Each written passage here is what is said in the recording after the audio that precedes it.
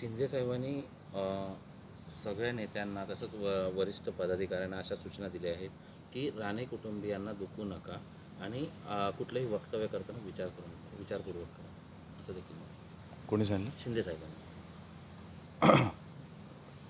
साहेब आमचे पक्षप्रमुख आहेत आणि साहेबांना सगळी वस्तुस्थिती माहिती आहे.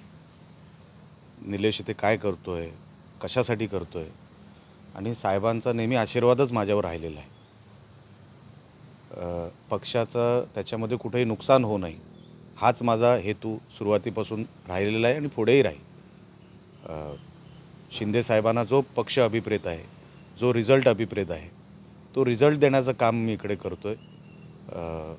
साहेबांना सगळी वस्तुस्थिती प्रत्येक जिल्ह्याची माहिती आहे, म्हणून त्यांना हे सगळं हे ज्या काही घडामोडी इकडे चालू आहेत त्या सगळ्यांचा अंदाज असावा आणि साहेबांनी शुभेच्छा दिलेल्या आहेत मला या सगळ्या निवडणुकीच्या माध्यमातून. सिंधुदुर्गच्या निवडणुकीमध्ये कणकवलीमध्ये नगरपंचायत निवडणुकीच्या निमित्ताने आपण समीर नलावडे यांच्या घराच्याबद्दल मुस्लिम समाजातील काही नागरिक राहतात असं म्हटलं होतं. मात्र समीर नलावडे असं म्हणाले की बाकी राणे कुटुंबाचा मी आदर करतो, मात्र निलेश राणे यांनी माझ्या घरापर्यंत येता नाही होतं. पहिलं तर मी समीर नलावडे व्यक्ती म्हणून कोणाच्या घरावर गेलेलो नाही. ते नगराध्यक्षपदाचे भाजपचे उमेदवार आहेत. भाजपच्या उमेदवाराच्या घरामध्ये मुस्लिम मतं काय करतायत हा माझा विषय होता. समीर नलावडे हा विषय माझ्यासाठी पर्सनल विषय नाही किंवा मी घेतलेला नाही. दुसरं कुठलं नाव असतं तर मी ते नाव घेतलं असतं. समीर नलावडे हा विषय कुठे आला? तुमच्या घरात ती मुस्लिम मतं आहेत, तुम्ही नगराध्यक्ष पदाचे कॅन्डिडेट आहात. अच्छा, मी शिरसाटांचं पण नाव घेतलेलं आहे. मी त्यांचे एक मित्र आहेत बाजूच्या वॉर्डमधलं, मी काल पोस्ट देखील केलेली आहे, डिटेल सगळे टाकलेले आहेत. मी जी तक्रार निवडणूक आयोगाला केलेली आहे हा माझा आणि निवडणूक आयोगाचा प्रश्न आहे, समीर नलावडेंचा नाही. त्यांनी तो पर्सनल का घेतला ह्याचं उत्तर ते देऊ शकतील. मी निवडणूक आयोगाला विचारलं की अमुक अमुक घर क्रमांक आहे, त्या घर क्रमांकामध्ये ही लोकं काय करतायत, ते राहतात का तिकडे? मला अधिकार आहे विचारायचा. माझाही पक्ष उतरलेला आहे निवडणुकीमध्ये आणि प्लॅटफॉर्म हा समान पाहिजे. मतदार अगोदरच ठरवून ठेवले असतील मग या निवडणुकीला उपयोग काय, हा माझा विषय होता. माझा थेट प्रश्न हा निवडणूक आयोगाकडे आहे. तर समीरने का उत्तर दिलं? तुम्ही निवडणूक आयोगाला उत्तर द्या. मी तुम्हाला नाही प्रश्न विचारला आहे, मी निवडणूक आयोगाला प्रश्न विचारला आहे. निवडणूक आयोगाने मला त्याच्यावरती उत्तर द्यावं. म्हणून मी कोणाच्या घरावर गेलेलो नाही. माझा प्रश्न हा निवडणूक आयोगाकडेचा होता. त्यांनी निवडणूक आयोगाला ते उत्तर द्यायचं आहे, मला उत्तर द्यायचं नाही आहे. म्हणून हा प्रश्नच मुळात त्यांच्यासाठी नव्हता. ते मला कशाला उत्तर देत आहेत? विकासाच्या मुद्द्यावर बोला, बाकी कुठल्याही विषयावर चर्चा करणार नाही सध्या तरी. आणि जे विरोधक आहेत त्यांनी देखील विकासाच्या मुद्द्यावरच मतं मागायची असं काल पालकमंत्री म्हणाले. आम्ही तेच करतोय. आम्ही मागच्या 5-10 वर्षामध्ये कणकवलीमध्ये जे जे शब्द दिले गेले, आज त्याची परिस्थिती काय आहे? त्या सगळ्या विकास कामांची, ती विकास कामं कुठपर्यंत आली, काय काय झालं त्या शहरामध्ये, भूखंड कसे बदलले गेले, काय काय त्याच्यामध्ये ठरवलं होतं पण झालं नाही. 10 वर्षानंतर आपण एक अँटी इन्कम्बन्सीच्या फॅक्टरला सामोरं जात आहोत. आपण विकासाचा प्लॅन आता देऊन उपयोग नाही, तुम्ही डिलिव्हर काय केलं हे सांगितलं पाहिजे. आम्ही मालवणमध्ये विकासाचा प्लॅन ठेवतो आहे. कशासाठी ठेवतो आहे की आमची सुरुवात आहे.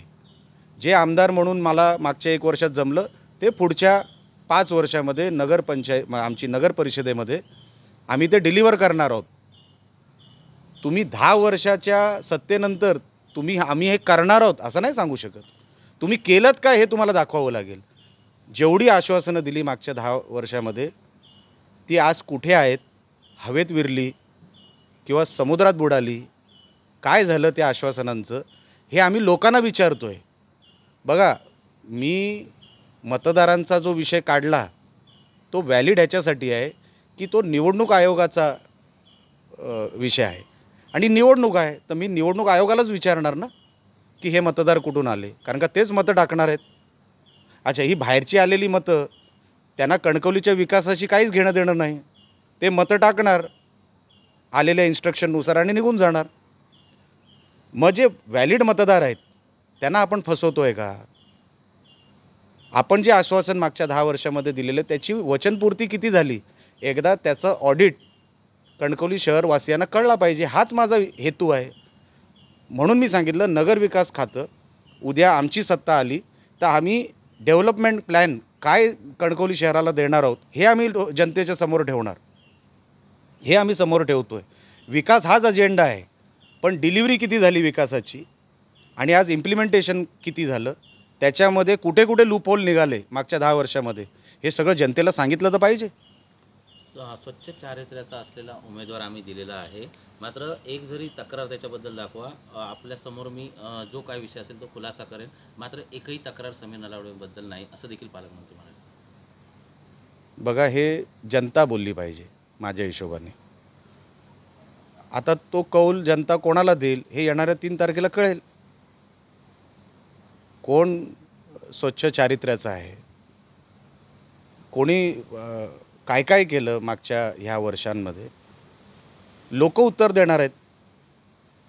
मी पोचपावती माझ्याच उमेदवाराची देऊन त्याला किंमत काय?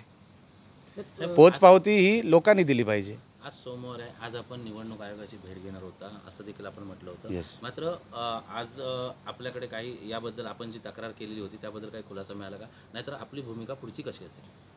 आज सन्मान्य उदयजी सामंत जिल्ह्यामध्ये येत आहेत, त्यांचा दौरा आहे. मी अगदी त्यांच्याबरोबर कणकवलीपर्यंत जाणार आहे. निवडणूक आयोगाच्या अधिकाऱ्यांशी माझं बोलणं चालू आहे, पण टोलवाटोलवी, गैरहजर, फाईलच मिळत नाही, फाईलीचा गठ्ठा मिळत नाही, लिपिक नाही, अशीच सगळी उत्तरं अजूनपर्यंत मला मिळालेली आहेत. मी त्यांना जे सांगायचं ते सांगितलं आहे. मला आजचा हा आमचा दौरा झाला. आमचे वकील आहेत, पाठपुरावा करत आहेत तिकडे, आणि वकिलांमार्फत बाकीचं काम देखील चालू आहे. आणि अजून एक खुलासा मी उद्या करणार आहे, त्याच्यासाठी एक वेगळी पत्रकार परिषद मी घेणार आहे. आणि हा विषय कणकवलीचा आणि एक दुसरा विषय तुम्हाला उद्याच्या पत्रकार परिषदेमध्ये कळेल. साहेब, तुम्ही समीर नलावडेंचा मुद्दा उपस्थित केल्यानंतर समीर नलावडेंनी म्हटलं होतं की संदेश पारकर यांनी राणेसाहेबांचा फोटो टाकून दिला होता. त्याच समीर नलावडेंना तुम्ही संदेश पारकरांना तुम्ही सहकार्य करताय. त्यावर संदेश पारकर असं म्हणाले होते की याच समीर नलावडेंनी राणेसाहेबांचा बंगला जाळला होता. त्यांनी नितेश राणेंना मग प्रश्न उपस्थित केला, तुम्ही राग विसरलात का? अशा प्रकारचं त्यांनी आव्हान हे केलं. बघा, पर्सनल टीकेवर मी उत्तर देणार नाही. ही निवडणूक आहे, ही लोकांची निवडणूक आहे. समीर नलावडे हे अगोदर संदेश पारकर ह्यांच्याबरोबरच होते. संदेश पारकर हे त्यांचे बॉस होते. म्हणून त्यांनी आपसात काय बोलावं हा माझा भाग नाही. मी पर्सनल टीकेला उत्तर देणार नाही. त्यांना जसं बोलायचं तसं बोलू दे. आम्ही निवडणुकीच्या रिझल्टमध्ये उत्तर देऊ. आणि शहर विकास आघाडी ही कणकवलीमध्ये 100% जिंकून कशी येईल ह्यासाठी आम्ही प्रयत्न करतो आहे. आणि जनता आम्हाला ह्या वेळेला आशीर्वाद देईल अशी मला खात्री वाटते. आणि तशी आम्ही विनंती देखील आम्ही जनतेला करतो आहे. वरिष्ठांच्या काही सभा वगैरे ते आता अजूनपर्यंत आम्ही सगळे ह्या लोकल लेवलवर सगळ्या गोष्टी करतो आहे. उद्या परवापर्यंत आपल्याला कळेल, ते मी आपल्याला कळवतो. 3 तारीखला निकाल येणार आहे. काय परिस्थिती असेल? 4 पालिकांच्या निवडणुका कशी परिस्थिती असेल? बघा, 4 निवडणुका लागलेल्या आहेत. 3 नगर परिषदा आणि 1 नगरपंचायत. कणकवली नगरपंचायतमध्ये शहर विकास आघाडी म्हणून आम्ही सगळे मैदानात उतरलेलो आहोत. 100% तिकडे शहर विकास आघाडी विजयी होईल. बाकीच्या 3 ठिकाणी शिवसेना म्हणून आम्ही मैदानात उतरलेलो आहोत. 3ही ठिकाणी मालवण, सावंतवाडी आणि वेंगुर्ला मोठ्या मताधिक्याने जनता आम्हाला आशीर्वाद देईल आणि शिवसेना 3ही ठिकाणी निवडून येईल याची आम्हाला खात्री आहे. लोकनायक न्यूज